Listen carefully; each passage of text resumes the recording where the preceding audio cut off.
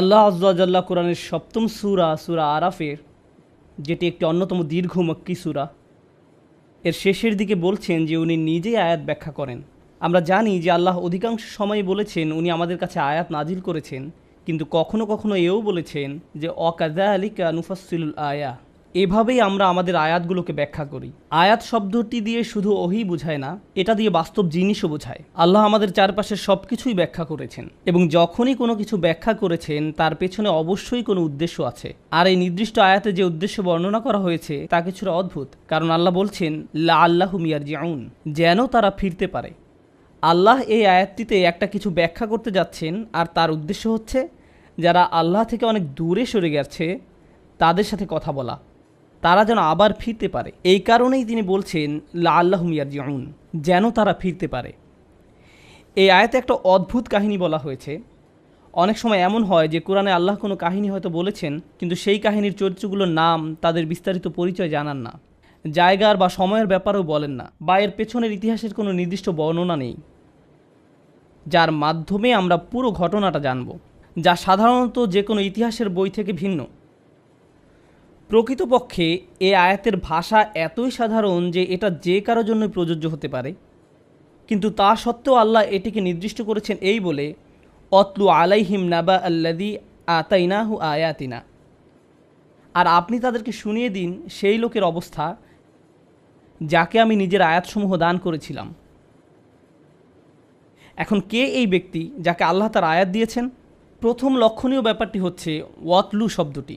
রাসূলুল্লাহ সাল্লাল্লাহু আলাইহি সাল্লাম মক্কার অক্ষর জ্ঞানহীন লোকদের কাছে এসেছিলেন, এবং উনি নিজেও ছিলেন নাবিয়ুল উম্মি, অক্ষর জ্ঞানহীন নবী। তাই উলামারা বলছেন যে কিভাবে উনি তাহলে অন্যদেরকে পড়ে শোনাচ্ছেন? এই কাহিনী হোক বা অন্য যে কোনো কাহিনী হোক, যখন আল্লাহ ওয়াতলু শব্দটি বলছেন, উনি আসলে মক্কাবাসী এবং সাথে সাথে আমাদেরকেও বলতে চাচ্ছেন যে উনি আমাদেরকে এমন কিছুর জ্ঞান দিবেন যা আমরা পূর্বে জানতাম না, এবং এমন কিছু যেটা বারবার বলা হবে, কারণ এর প্রাসঙ্গিকতা কখনোই শেষ হবে না। ব্যাপারটি এমন না যে এটি পূর্বে হয়েছে ব্যাস শেষ। এটা আমার আপনার উপরেও প্রযোজ্য। এটা একটা জীবন্ত বই, এটা একটা জীবন্ত বিবরণ, আর সেই কারণে এর ভাষাটা সার্বজনীন থাকাটাই যুক্তিসঙ্গত। আমি আগেও বলেছি যে এই ক্ষেত্রে আল্লাহ কোনো বিশেষ লোক বা ব্যক্তির নাম উল্লেখ করেননি। কেন? কারণ এটি একটি আর্কিটাইপ, যে কেউ হতে পারে, আমি, আপনি বা যে কেউ। এটা আমাদের যে কারো কাহিনী হতে পারে। তাই মনোযোগ দিয়ে শুনুন আর ভাবুন যে এটা আপনার জন্য প্রযোজ্য কিনা।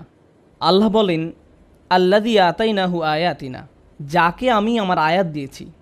অন্য কথায় এই সেই ব্যক্তি যাকে আল্লাহ তাআলা তাঁর পথ দেখিয়েছেন, যাকে আল্লাহ তাআলা তাঁর পথ দেখিয়েছেন। কোনো স্কলার যে কিনা কুরআন, হাদিস, শরিয়া আইন, ফিকহ নিয়ে 50 বছর ধরে পড়াশোনা করেছেন, 50 বছর ধরে পড়াশোনা করেছেন, তাকে আল্লাহ তার আয়াত দিয়েছেন। আবার এমন কেউ যে কিনা কোনো পাবলিক লাইব্রেরিতে বসে হয়তো কোরআনের একটি অনুবাদ করা কপি পড়ে মুসলিম হয়েছে, তাকেও আল্লাহ তার আয়াত দিয়েছেন। তাই আল্লাহ এই আয়াতের বক্তব্য বিশাল পাণ্ডিত্যের অধিকারী কারোর জন্য সীমাবদ্ধ করেননি, বা বিপরীতে শুধু অল্প জানা কারোর জন্যও নয়। এখানে আমাদের সবার সম্পর্কে বলেছেন, কারণ আল্লাহ সবাইকে কিছু না কিছু জ্ঞান দিয়েছেন। প্রকৃতপক্ষে এখানে বসে যারা জুমার খুতবা শুনছেন, আমি সহ আমাদের সবাই আল্লাহর আয়াত প্রাপ্ত, হয়তো কম বা বেশি, কিন্তু আমাদের সবাই এর অন্তর্ভুক্ত। এমনকি আপনি যদি সামান্য একটু কোরআনও জানেন, সামান্য একটু আল্লাহর হেদায়েতের স্পর্শেও আসেন, এমনকি আপনি যদি শুধু ফাতিহার প্রথম শব্দটা জানেন, অথবা আপনি শুধু জানেন বিসমিল্লাহির রহমানির রহিম, এটাও আয়াতের কিছুটা যা আল্লাহ আপনাকে দিয়েছেন। তাই এই আয়াতে আল্লাহর অনুগ্রহটা হচ্ছে তাদের উপর যারা এখন শুনছেন। এমন কারো কথা বলছে না যা আমার বা আপনার থেকে উঁচু স্তরে রয়েছেন। আতাইনাহু আয়াতিনা, এরপরে আল্লাহ সমস্যার বর্ণনা করছেন, এই ধরনের লোকের খবর জানাচ্ছেন। আপনাদেরকে এই লোকের পরিচয় বলি। এই লোককে আমরা আমাদের পথ নির্দেশনা দিয়েছি, আমাদের আয়াত দিয়েছি, এই বিশ্বাস সম্পর্কে তাকে কিছুটা শিখিয়েছি। আল্লাহ নিজেই বলছেন তিনি নিজেই সেই শিক্ষার পথ তৈরি করে দিয়েছেন। ফানসালাখা মিনহা, আরবিতে ইনসিলাখ শব্দটি যখন কোনো প্রাণী তার খোলস ফেলে দেয় সেটা বোঝাতে ব্যবহৃত হয়। সবচেয়ে সহজ উদাহরণ হবে সাপের। আমরা জানি যে সাপ একটা সময়ে তার খোলস ফেলে দেয়, তাতে সে তার বাইরের চামড়াটা ফেলে দেয়, বিশেষত বড় সাপের ক্ষেত্রে এটা তারা প্রায়ই করে, এবং আপনি শুধু দেখবেন যে বাইরের চামড়াটি পড়ে রয়েছে। যদিও এই শব্দ থেকে সাপের প্রতিচ্ছবি পাওয়া যায়, কিন্তু আল্লাহ তো সাপ নিয়ে কথা বলছেন না। আল্লাহ বলছেন মানুষ নিয়ে, যাদেরকে আল্লাহ তার দ্বীনের জ্ঞান দিয়েছেন, তাদেরকে ওনার আয়াত দিয়েছেন। এর সাথে খোলস পরিবর্তনকারী সাপের সম্পর্ক কি? আসলে আল্লাহ তাআলা এমন একজন ব্যক্তির ছবি দেখিয়েছেন যে ধর্মটাকে বাহ্যিকভাবে ধরে রেখেছে হয়তো, কিন্তু ভিতরে আসলে সে এটা থেকে অনেক দূরে সরে গিয়েছে। তার অন্তরে আসলে দিনের কিছুই নেই, অর্থাৎ তারা দিনটাকে অনেকটা একটা ছদ্মবেশের মতো ধারণ করত। তাদের অন্তরে এর কোনো প্রভাব নেই আসলে, যদিও তারা হয়তো দিনের অনেক কিছুই পালন করে বাহ্যিকভাবে, যেমন নামাজ পড়া, হালাল খাবার খাওয়া, সালাম বিনিময় করা অথবা বিশেষভাবে পোশাক পরা, এর সবই বাহ্যিক, কিন্তু ভিতরে দিনের কিছুই অবশিষ্ট নেই। ওই ব্যক্তির আত্মা বলতে আর কিছুই নেই যা বিশ্বাসের সাথে সম্পর্কযুক্ত, শুধু কৃত্রিম ধার্মিকতার বহিঃপ্রকাশ।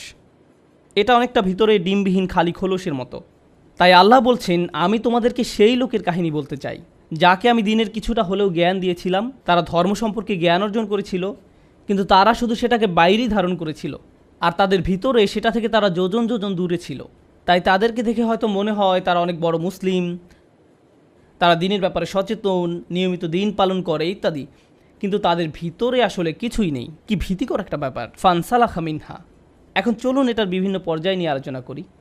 আমি প্রথমেই বলছি, এটা সেরকম লোকের ক্ষেত্রে হতে পারে যে দিনের খুব সামান্য কিছুই জানে, আবার এমন ব্যক্তির ক্ষেত্রেও এটা হতে পারে যে হয়তো তার পুরো জীবন দিন শিক্ষায় ব্যয় করেছে। এমন ব্যক্তি যাদের কাছে দিনের ন্যূনতম জ্ঞান আছে, কিংবা এমন ব্যক্তি যে দিন শিক্ষায় আলিম।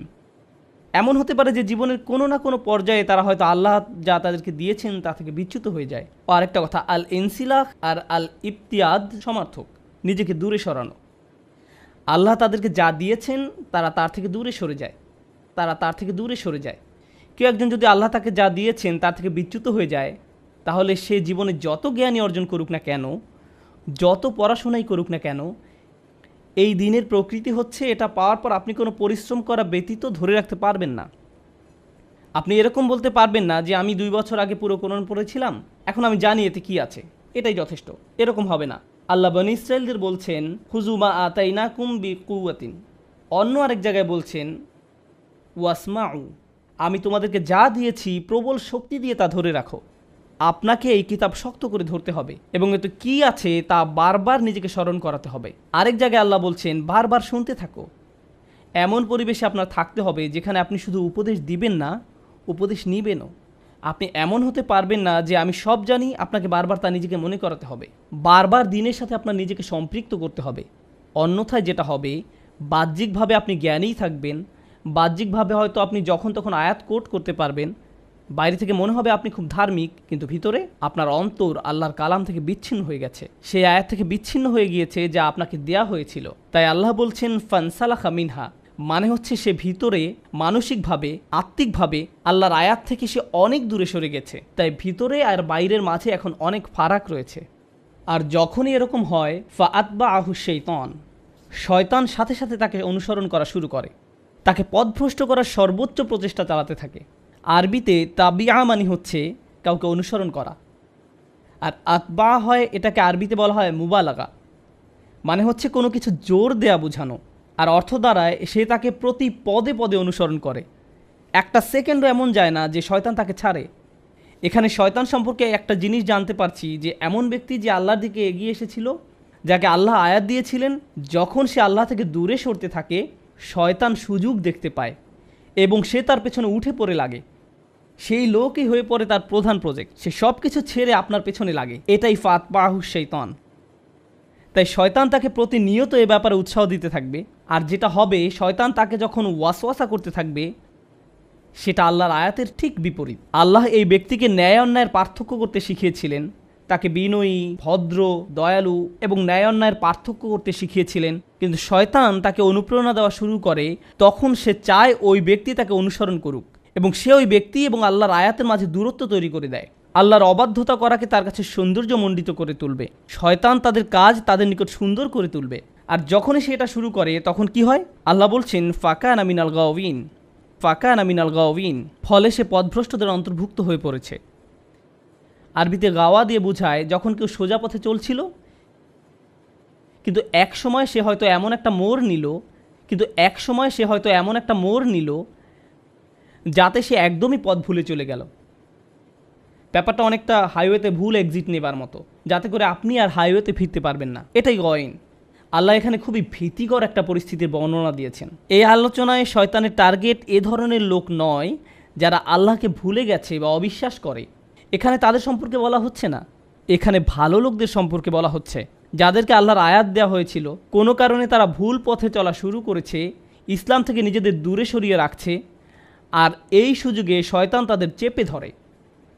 আর একবার যখন শয়তান এমন লোকদের পিছনে লাগে, সে তাকে দিয়ে এমন কাজ করাবে যা অধার্মিক লোকরা পর্যন্ত করার সাহস পায় না। এই ব্যক্তি যে কিনা বিশ্বাসীদের অন্তর্ভুক্ত ছিল, তার এমন অধপতন তার হতে পারে, সে এমন কাজ করতে পারে যা অমুসলিমরা পর্যন্ত করে না, সে এমন নিচে নামতে পারে, মানে হচ্ছে আসফালা সাফিলিন, নিচু থেকেও নিচু। আর এই আয়াত যতই অগ্রসর হচ্ছে এই ধরনের লোকদের কাহিনী নিয়ে, যারা কিনা আল্লাহর পথ থেকে দূরে সরে গিয়েছে, তখনই আল্লাহ এর করুণ পরিণতিটা বলছেন, ওয়ালাউ শি'না লা রাফা'নাহু বিহা, যদি আমরা চাইতাম আমরা তাকে অনেক উঁচু আসনে আসীন করতে পারতাম তার জ্ঞানের কারণে। অর্থাৎ যে আয়াত আল্লাহ আপনাকে দিয়েছেন, বিহা শব্দ দিয়ে আয়াত উদ্দেশ্য করা হয়েছে। সুতরাং আল্লাহ আপনাকে যে আয়াত দিয়েছেন তার উদ্দেশ্য ছিল আপনাকে সম্মানের আসনে আসীন করা। উঁচুতে ওঠানোর ধারণাটি কোরআনে চিত্রকল্পরূপে ব্যবহার করা হয়েছে। কোরআনের আরেক জায়গায় সূরা নূরে আল্লাহ দুনিয়ায় 3 ধরনের সৃষ্টির কথা বলেছেন। তাদের মাঝে একটা হচ্ছে মানুষ, যারা সোজা হয়ে দাঁড়াতে পারে, এরপর আসছে ইয়ামশি আলা আরবা, যারা 4 পায়ে চলা প্রাণীরা। ইয়ামশি আলা বাতনিহি, যারা পেটের উপর ভর দিয়ে চলে, যেমন সাপ। এখানে ইতিমধ্যে আপনারা দেখেছেন সাপের একটা চিত্রকল্প উল্লেখ করা হয়েছে। সাপ হচ্ছে সেই প্রাণী যা মাটির সবচেয়ে কাছে থাকে, আর মানুষের ক্ষেত্রে তার মুখ, চোখ, শরীর মাটি থেকে সবচেয়ে দূরে থাকে। আমাদের ক্ষেত্রে একমাত্র পা মাটি স্পর্শ করে। লক্ষ্য করলে দেখবেন যারা 4 পেয়ে প্রাণী তারা কিন্তু সবসময় মাটির দিকে তাকিয়ে হাঁটে। তাদের শরীর এমনভাবে তৈরি যে তারা সবসময় মাটির দিকে চেয়েই হাঁটে। তাই প্রাণীকুলের মাঝে নিচু প্রাণী হচ্ছে সাপ। আর আল্লাহ বলছেন, যদি উনি চাইতেন সে লোককে মানুষের মতো মানুষ বানাতে পারতেন যে সোজা হয়ে চলে, লা রাফা'নাহু বিহা, এর দ্বারা তাকে উঁচু করতে পারতেন। যেভাবে মানুষকে সৃষ্টি করা হয়েছে, মানুষ যখন উপরে তাকায় তারা তাকায় আকাশের দিকে, তাদের লক্ষ্য অনেক উঁচুতে। আমরা এমন জিনিসের আশা করি যা আকাশ থেকে আসে, যা অন্য প্রাণীদের মতো নয়, যাদের একমাত্র লক্ষ্য শুধু মাটির দিকে, তারা শুধু সেদিকেই তাকিয়ে চলে। তারা উপরে তাকায় না, সম্মুখেও তাকায় না। আফামাই ইয়ামশি মুকিব্বান আলা ওয়াজহিহি আহদা ওমাই ইয়ামশি সাওয়িয়ান আলা সিরাতিল মুস্তাকিম, যার মুখ মাটিতে আটকে আছে সেই কি সৎপথে চলে, না সেই ব্যক্তি যে সোজা হয়ে চলে। এই আয়াতে এটাই কোরআনের অঙ্কিত ছবি। আল্লাহ বলছেন, যদি আমরা চাইতাম আমরা তাকে উঁচুতে উঠাতে পারতাম, অন্য কথায় আমরা তাকে ভালো থেকে উত্তম আরও উৎকৃষ্টে পরিণত করতে পারতাম। আপনি দিন সম্পর্কে খুব অল্প জানেন, কিন্তু ওই সামান্যটুকুর কারণেই আল্লাহ আপনাকে পরের স্তরে উন্নীত করতে পারতেন, সেখান থেকে আরও উপরের স্তরে, সেখান থেকে আরও উপরে। এখানে আপনাকে হয়তো কোনো ইমামের সাথে, আলিমের সাথে বা সেরা কোনো আবিদের সাথে তুলনা করা হয়নি। আপনি নিজেই ক্রমান্বয়ে উন্নতির দিকে এগিয়ে চলতে পারতেন, শুধুমাত্র এই কারণে যে আল্লাহ আপনাকে শুরু করার জন্য অতি সামান্য কিছু হলেও জ্ঞান দিয়েছিলেন। ওয়ালাকিন্নাহু আখলাদা ইলাল আরদ, কিন্তু সেই ব্যক্তি পুরোপুরি তার দৃষ্টি ফিরিয়ে নিল ভূমির দিকে, মানে নিচের দিকে। আখলাদা শব্দটি এসেছে খুলুদ থেকে। মজার ব্যাপার হচ্ছে আসল শব্দটা হচ্ছে এখানে ইখলাদ, যার অর্থ হচ্ছে কোনো কিছুকে স্থায়ী বানিয়ে ফেলা, স্থায়ী হওয়া নয়। মানে হচ্ছে আখলাদা নাফসাহু ইলাল আরদ, আখলাদা হাওয়াহু ইলাল আরদ, আখলাদা হাম্মাহু ইলাল আরদ। সেই ব্যক্তি যাই করতে চাইতো না কেন তার সব কিছু এখন দুনিয়া কেন্দ্রিক হয়ে গেছে। সেই ব্যক্তি যে জান্নাত সম্পর্কে জানে, সে আল্লাহর সাক্ষাৎ সম্পর্কে জানে, সে কিয়ামতের দিন সম্পর্কে জানে, কিন্তু তা সত্ত্বেও নিজেকে দূরে সরানোর কারণে এখন একমাত্র যা নিয়ে চিন্তা করে, ভালোবাসে, যা তার একমাত্র প্রধান লক্ষ্য, তার সব কিছুই এই দুনিয়া কেন্দ্রিক। যা কিছুর আকাঙ্ক্ষা তার আছে, টাকা, সম্পদ, খ্যাতি, লোভ, এগুলো নিয়েই তারা সব সময় চিন্তা করে। এর বাইরে তারা আর কিছুই ভাবতে পারে না। তারা আল্লাহর সামনে কিভাবে দাঁড়াবে সেটা নিয়ে তাদের কোনো চিন্তা নেই। কি দুঃখজনক ব্যাপার, যে ব্যক্তি আল্লাহর আয়াত সম্পর্কে জানে যে তাদের লক্ষ্য আরও উঁচু হওয়া দরকার, কিন্তু তারা শুধুই এই দুনিয়া নিয়ে চিন্তা করে। আখলাদা ইলাল আরদ। আর এই রূপক আয়াতটি আল্লাহ শেষ করেছেন এইভাবে যে ফামাসালুহু, কিভাবে ওই ব্যক্তিকে বর্ণনা করা যায়, সেই ব্যক্তি যে কিনা সাপের মতো ব্যবহার করছে। তাই এখন আল্লাহ এর থেকেও খারাপ একটি উদাহরণ দিচ্ছেন। উনি বলছেন, ফামাসালহু কামাসালিল কলব, তার উদাহরণ হচ্ছে একটি কুকুরের মতো। এটাই যথেষ্ট অপমানজনক, কারণ কুকুর হচ্ছে এমন একটা প্রাণী, হ্যাঁ এটা বিশ্বস্ত, কিন্তু আল্লাহ আসলে কথা বলছেন এমন একটি ছন্নছাড়া কুকুরের। এটা আমরা দেখব আয়াতের ভাষা থেকে। এই যে কুকুরটি যার বর্ণনা আল্লাহ দিচ্ছেন, আপনারা জানেন কোরআনে আমরা বিভিন্ন মানুষের উদাহরণ পাই যাদেরকে কোনো প্রাণীর সাথে তুলনা করা হয়েছে, যেমন ইসরায়েলরা, যারা তাদের উপর বর্ণিত কিতাবের মর্যাদা দিতে পারেনি। তাদের উদাহরণ সেই গাধা যে পুস্তক বহন করে চলে, কিন্তু এখানে বর্ণিত ব্যক্তি তার থেকেও খারাপ। তার তুলনা করা হয়েছে কুকুরের সাথে। আল্লাহ বলছেন, ইন তাহমিল আলাইহি ইয়ালহাস, তুমি যদি এই কুকুরের উপর কোনো বোঝা চাপাও, কোনো বোঝা বেঁধে দেওয়া হয় এবং তারপর সেই বোঝা বহন করতে দেওয়া হয়, কুকুরটিকে কোনো বোঝা বহনের কাজ দেওয়া হয়, তখন সে জোরে জোরে হাঁপাতে থাকে। সেই বোঝা বহন করতে দেওয়া হয়, তখন সে জোরে জোরে হাঁপাতে থাকে, এমন ধরনের হাঁপানো যাতে শব্দ হয় এবং জিহ্বা বের হয়ে জোরে জোরে নিঃশ্বাস নিতে থাকে। এইভাবে কুকুর এটাই করে। কোনো প্রাণী যখন তার জিহ্বা বের করে দিয়ে নিঃশ্বাস নিতে থাকে, তার অর্থ হলো সে ক্লান্ত। আল্লাহ তাআলা খুবই নিখুঁত ভাষায় ব্যবহার করেছেন চিত্রটি আমাদের সামনে তুলে ধরতে, যে তোমরা যদি এর উপর বোঝা চাপাও তাহলে সে হাঁপানো শুরু করে। ওয়া ইন তাতরুহু, আর যদি একে এমনিতেও রেখে দাও, ইয়ালহাস, তখনও সে তার জিহ্বা বের করে হাঁপাবে। এর অর্থ কি? এর সাথে আমার, আপনার অথবা সেই ব্যক্তি যে আল্লাহর পথ প্রাপ্ত তার সম্পর্ক কি?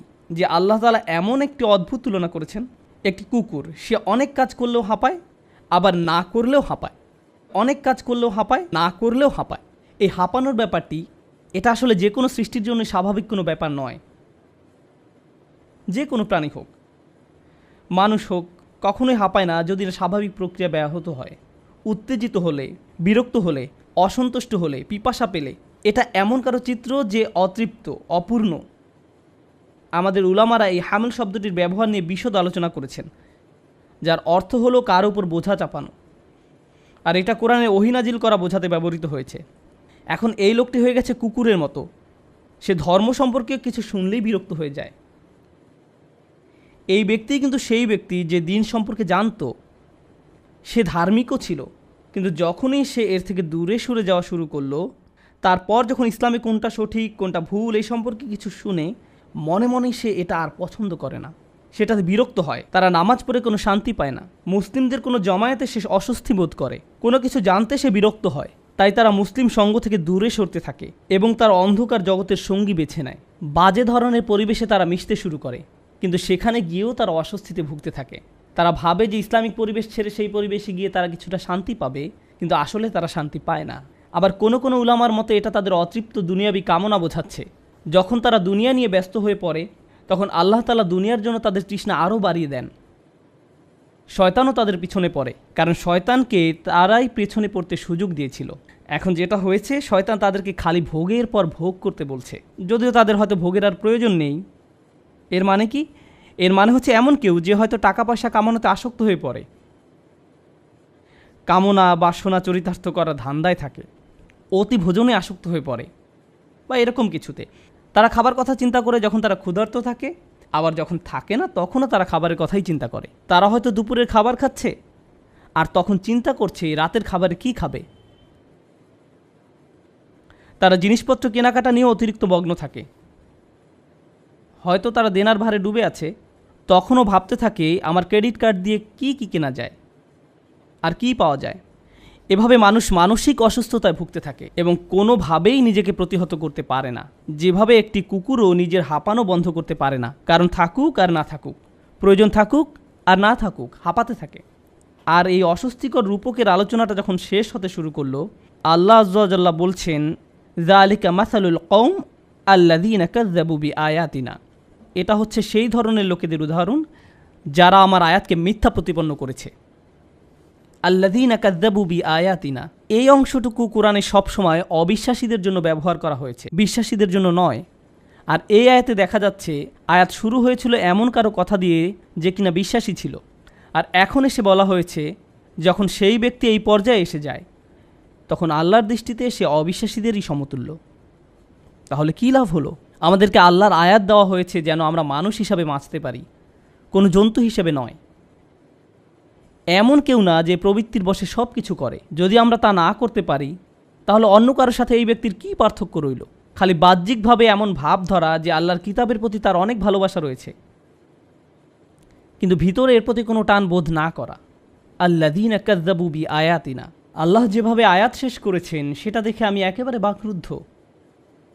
ফাকসুসিল কসাস লাআল্লাহুম ইয়াতাফাক্কারুন, তাদেরকে বিবিধ কাহিনী বলুন যেন তারা চিন্তা করতে পারে। এইভাবে আয়াতটি শেষ হয়েছে, তাদেরকে বিবিধ কাহিনী বলুন। আল কাসাস বহু বচন, এর মানে হচ্ছে এই যে ঘটনাটি শুধু একটি মাত্র ঘটনা নয়, বারবার এই ঘটনা চলতেই থাকবে। আমাদের চারপাশে এমন অনেক লোক থাকবে যারা হয়তো একসময় ধার্মিক ছিল, কিন্তু একসময় সে নাই হয়ে গেছে।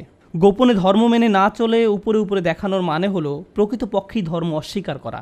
এরকম কাহিনী আমাদের চারপাশে অহরহ ঘটবে, তাই তাদেরকে নিয়ে ভাবতে হবে। লাআল্লাহুম ইয়াতাফাক্কারুন, যেন তারা গভীরভাবে ভাবতে পারে। আর এটাও ভাবতে হবে যে আমি নিজেও কি সে একই রাস্তায় যাচ্ছি কিনা। কুরআনে যতবার আল্লাহ বলেছেন গভীরভাবে চিন্তা করো, এটা আসলে প্রত্যেকের নিজের সম্পর্কে। কুরআনে তাফাক্কুর শব্দটি খেয়াল করে দেখুন, প্রতিবার দেখবেন এটা আপনার নিজের দিকে আঙ্গুল উঠাচ্ছে।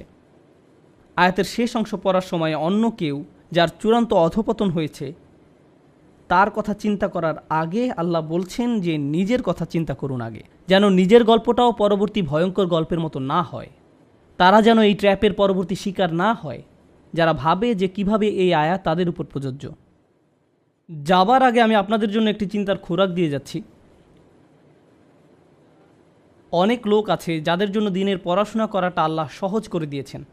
এমনকি রাসূলুল্লাহ সাল্লাল্লাহু আলাইহি সাল্লামের সময়ও এমন ঘটনা ছিল, যারা বাইবেল নিয়ে পড়াশোনা করত, যারা হিব্রু ভাষা শিখে ধর্ম নিয়ে পড়াশোনা করত, তারা তাওহীদের ব্যাপারে নিঃসন্দেহ ছিল, কিন্তু তারা রাসূল সাল্লাল্লাহু আলাইহি সাল্লাম সম্পর্কে সন্দিহান ছিল। তারা ওনার কাছে এসে বলল, আসলাম তু বিল হানিফিয়া, এই এক ইলাহের ধারণা, এটা নিয়ে আমাদের কোনো সন্দেহ নেই, আমার এতে কোনো সমস্যা নেই, আমি শিরক পছন্দ করি না, কিন্তু আপনাকে নিয়ে আমার সন্দেহ আছে। আমার এতে সন্দেহ আছে যে আপনি সত্যিই আল্লাহ রসুল কিনা। তারা রসুল সাল্লাল্লাহু আলাইহি সাল্লামকে এই কথা বলতো।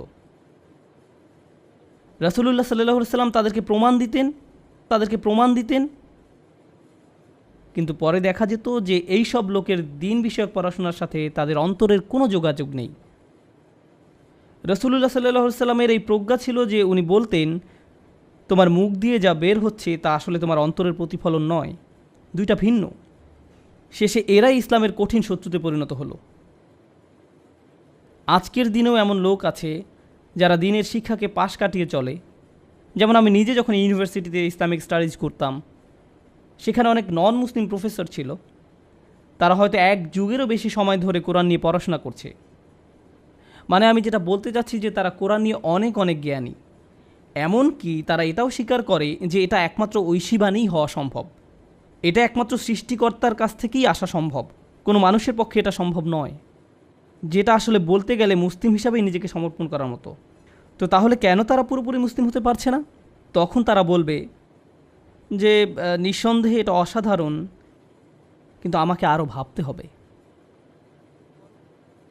পরবর্তী পদক্ষেপটা তারা আর নিতে পারে না, কারণ হ্যাঁ, তাকে অনেক অনেক আয়াত দেয়া হয়েছে, কিন্তু সে ওই কমিটমেন্টটা করতে প্রস্তুত নয়।